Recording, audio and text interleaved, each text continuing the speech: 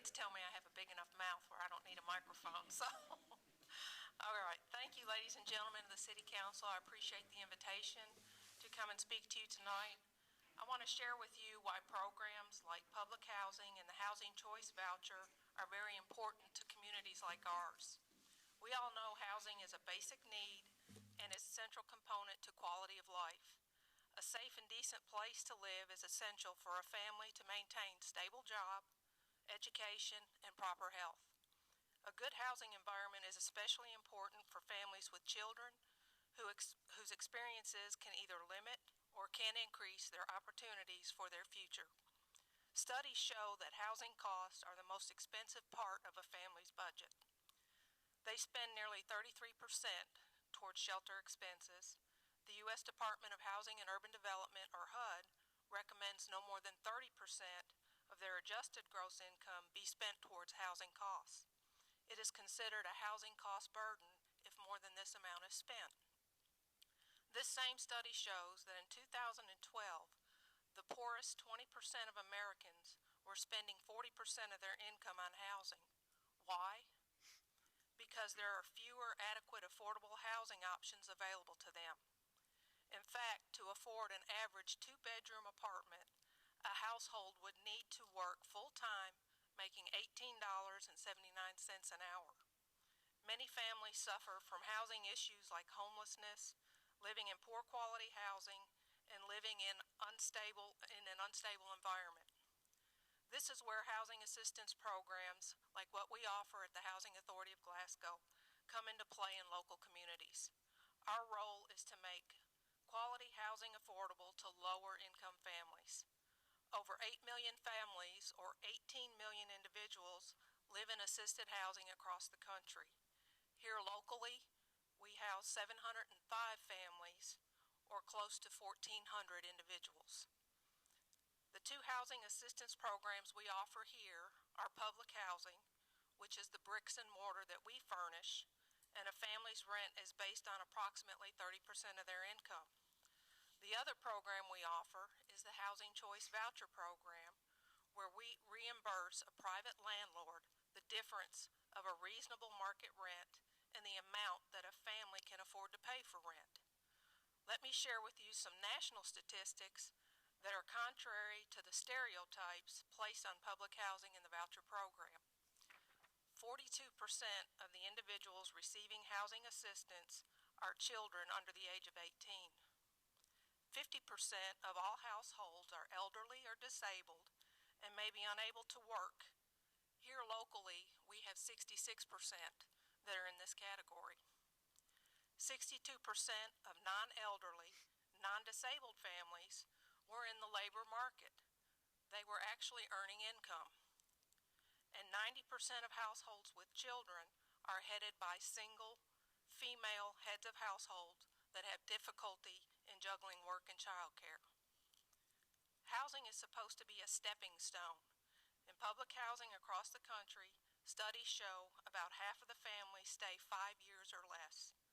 Many of those staying longer than 5 years are families that are disabled seniors, aging in place, with fixed incomes, and they cannot afford to enter the workforce. Receiving housing assistance allows a family to improve their quality of life. They may improve their job skills, their education, focus on their children's education and well-being, save for a rental home in the private sector, or even save for purchasing their own home. Glasgow Housing Authority offers many programs that aid a family in setting and achieving goals like what I have just mentioned. This is why we constructed and opened our new facility, the HERO Center, over on Roseville Road and Cheatham Street. HERO stands for Housing Authority, Empowering Residents with Opportunities. We offer a family self-sufficiency program where we work with families over a 5-year period and assist the family in reaching their own self-established goals. The family's first goal is always to eliminate government assistance. We currently have 25 families enrolled in this program. More than half have full-time employment. A few have part-time work. Some are enrolled in college and vocational school, and a few are working on their GED. We have had 10 families graduate this program and receive escrow balances since 2011. Our housing is also a support system. As mentioned before, 66% of the families we assist are elderly and disabled. That means they cannot enter the workforce. Many of our senior residents not only need an affordable place to live, but in many cases they need housing that is equipped for special needs. Some may require essential support as they age. The importance of affordable housing for seniors will increase as the population reaches retirement age. Assisted housing also serves veterans who may need help in transitioning back to civilian life. The Hero Center is also used to provide programs for our senior and disabled families. We partner with many local agencies to provide wellness and educational information that's pertinent to our senior population. We also house a commodity program in the Hero Center. Last month alone, we assisted over 620 families with emergency food needs. Our financial support to the local community. Did you know that for every $1 spent by a public housing authority, $2.12 has returned to that local community's economy? Remember this, $1 equals $2.12 for the local economy.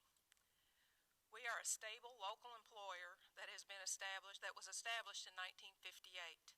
We provide housing that allows low-income workers to live closer to places of employment, and we also provide renovation projects that boost the local economy. On occasion, we provide a new construction project such as our Hero Center. In this project, we contributed $3.2 million to the local economy, and we incurred no debt whatsoever to our agency or to the city. Our next major project will be to give a facelift to the exteriors of our oldest units. These units were constructed in the 1960s, so we want to invest in their curb appeal for our local community. We also are looking at managing a privately owned 27-unit complex to provide additional affordable housing opportunities for families living on a fixed income. Our 5-year plan has established new affordable housing units as another priority because we have experienced waiting lists of over 120 families in the past. So in 2014, how did the Housing Authority of Glasgow financially contribute to the local economy other than through the Hero Center? Our pilot payment to the City of Glasgow was over $44,000. And to the City of Cave City, $10,710. Our occupational taxes to Glasgow was $12,400. Many people don't realize we have rental property that we take care of in Cave City, so we also owe them pilot. Rental assistance or HAP payments to property owners throughout Barron County. We contributed $1.14 million in the past year. Other expenses such as administration, maintenance, materials, equipment, utilities, and insurance, we spent over $2.2 million in those categories. So if you remember my previous comment about $1 spent bringing back $2.12 to the local economy, you can see our return is close to $4 million here in Glasgow and Barron County. The Glasgow Housing Authority has been designated a high performer both in public housing assessment systems and the Housing Choice Voucher Assessment System. This means the Housing Authority scored 90% or better on HUD's established assessment system for both programs. At this time, I personally would like to thank our Board of Commissioners. Danny Gibson is the chair, Randall Norris the vice chair, Geneva Haggard is our resident commissioner, and John Rogers is our newest board member. The board is very committed and takes the responsibility of affordable housing for our community very seriously. I also want to thank our residents, many of whom take pride in where they live and call our affordable housing home. We believe we have some of the best families living in our communities. I also want to thank all of our staff, 23 very dedicated employees, 9 of whom have more than 10 years of service, 5 have more than 20 years of service. These employees believe in and carry out the mission of our agency. which is we exist to provide adequate, affordable housing for eligible families and to promote the social well-being and economic independence of residents in an appropriate environment. Thank you very much. Does anybody have any questions? Ms. Lee, I haven't had the opportunity, just for the group, I have had the opportunity to work with Ms. Lee in a previous career in the construction industry, and I can tell you she was wonderful to work with there. But having attended those Housing Authority board meetings over the last 6-7 months, I've reinforced my belief that Sherry Lee is a wonderful manager for that system, and she is recognized throughout this part of the country as an outstanding administrator of that housing authority, been awarded many, many times for her outstanding service and does a tremendous job down there. If you would, speak just a little bit to the facelift that we talked about in the last board meeting. Okay. As I mentioned earlier, we have several of our units that were constructed in 1960 through 1968. Primarily those are on Park Avenue, McGraw, Robinson Court, and we do have some in Cave City. Those units, we are going to change the outside appearance or the facades of those buildings to make them fit or look more like traditional housing, not traditional public housing.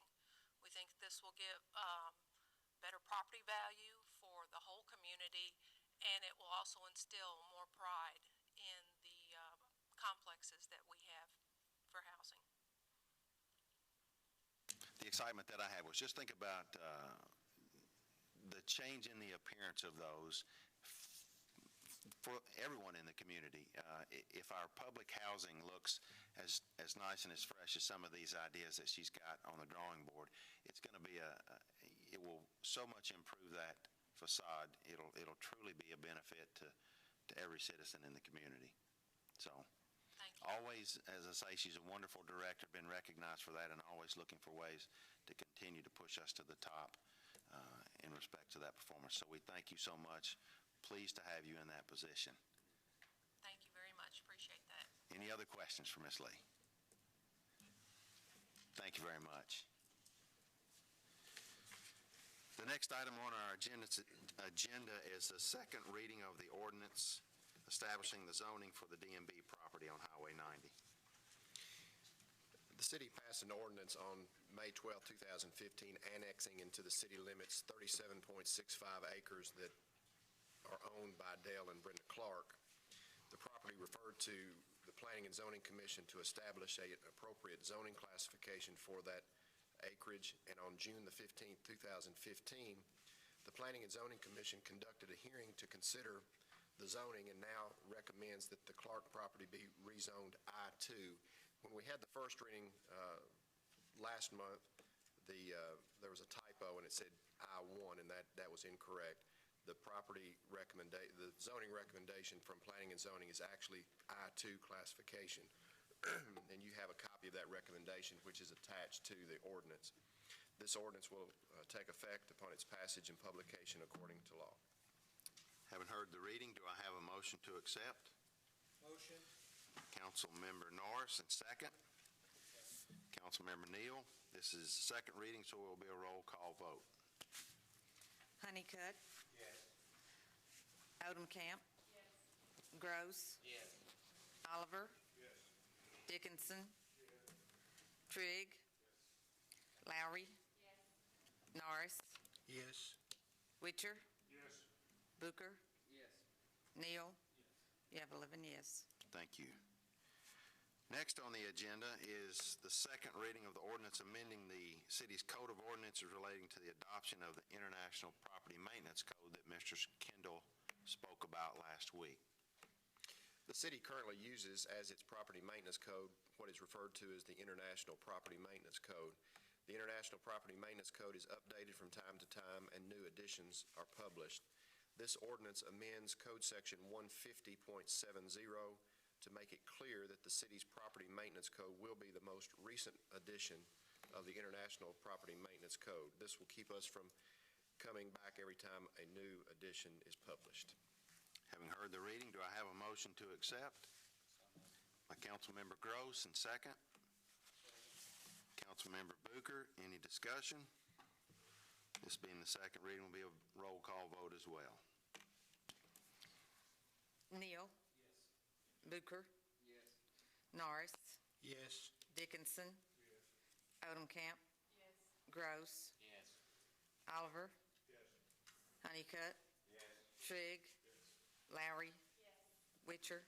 Yes. You have 11 yes. Thank you. The motion carries. Next on the agenda is the second reading of the ordinance, again amending the city's code of ordinances relating to the city's housing and unsafe building code, to which Mr. Kendall also spoke last meeting. That whereas the city has a housing and unsafe building code, which is contained in its City of Code of Ordinances, Section 151.001 through 151.999, and whereas it has since become necessary to amend certain sections of that code in order to rectify certain discrepancies and conflicting provisions, and to harmonize it with the International Property Maintenance Code, which has been previously adopted by the city. Now therefore be it hereby ordained by the City of Glasgow as follows. Paragraph 1. The city's housing and unsafe building code, which is contained in the city's Code of Ordinances, Section 151.001 through 151.999, shall be and hereby is amended to read as set forth in Exhibit A attached to the ordinance and incorporated herein by reference as if specifically set forth. The deletions are indicated by a strike-through line, the additions by yellow highlighting. Paragraph 2, this ordinance shall take effect upon its passage and publication according to law. Do I have a motion to accept the ordinance as read? By Councilmember Odenkamp, second by Councilmember Neal. Any discussion? All in favor? Oh, I'm sorry, this is a roll call vote as well. Lowry? Yes. Neal? Yes. Norris? Yes. Honeycutt? Yes. Odomkamp? Yes. Gross? Yes. Oliver? Yes. Dickinson? Trigg? Bucher? Yes. Witcher? 11 yes. Motion passes. Thank you. Next on the agenda is the first reading of an ordinance amending our zoning ordinance for property located at 910 Columbia Avenue.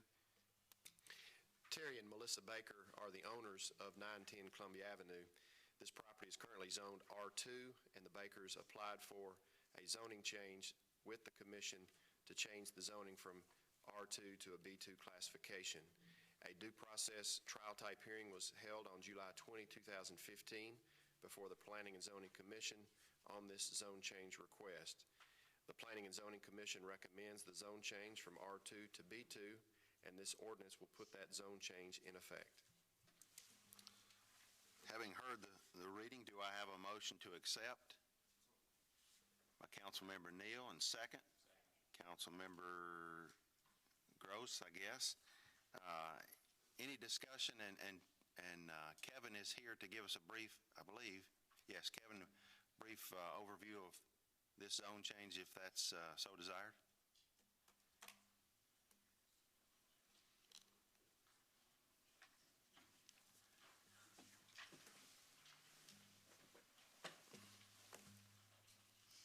As was stated, the zone change took place, was carried out by the Planning Commission from an R2 to a B2 classification. The applicants sought the rezoning or the map amendment to coincide with a medical type office to be located there, as well as a couple other business related items. As far as the zone change, and I'm sure you're all aware, Planning Commission is governed by KRS 100. So it met the specifications, which was that of a future land use projections map. We did project this area to be a commercial zoning, which is typical when related to higher density residential development. You'll see that as a natural buffer between properties as well. Is that the church property? Yes, sir, it is. There was a binding element that was agreed to by the applicants of restriping their parking lot and showing designated spot parking spaces, considering this is a business that has incoming traffic, foot traffic as well.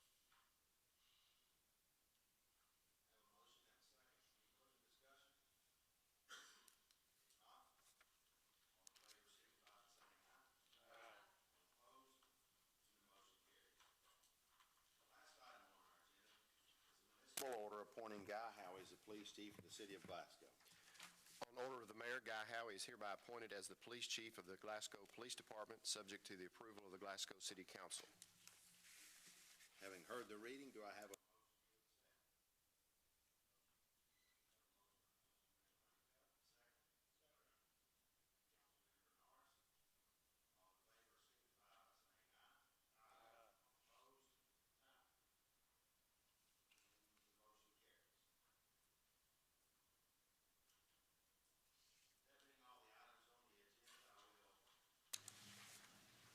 alert you to some announcements. The city will be holding a surplus land auction.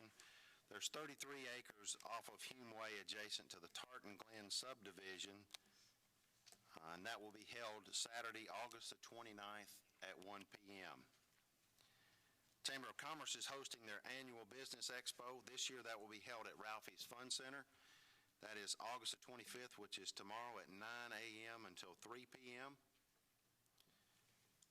The 15th Annual Global Fest in the Barrens will be held on the square September the 5th from 10 a.m. to 5 p.m. Global Fest, as you know, promotes and encourages interaction among diverse individuals and is an educational and awareness celebration of people with different backgrounds. City Hall will be closed Monday, September the 7th in celebration of Labor Day. The Chamber of Commerce quarterly breakfast will be held on September the 11th at 7 a.m. at the Barren River State Resort. The industry of the year will be announced. For city council members planning on attending, you may pick up your tickets at the chamber office. Are there any other announcements at this time? Yes, please. Yes, ma'am. I just wanted to announce some events coming up at the Mary Wood Weldon Memorial Library. On September 8th, there'll be a chess group for people interested in learning how to play chess. On Thursday, September 10th, Autumn's Evening Story Time, followed by a Saturday movie on September 12th. There are a lot of great events going on there for adults and children. If you would check out their website and just pay them a visit. Thank you. Any other announcements? If not, I will entertain a motion to adjourn. Motion. And second? All in favor signify by saying aye, and we are adjourned.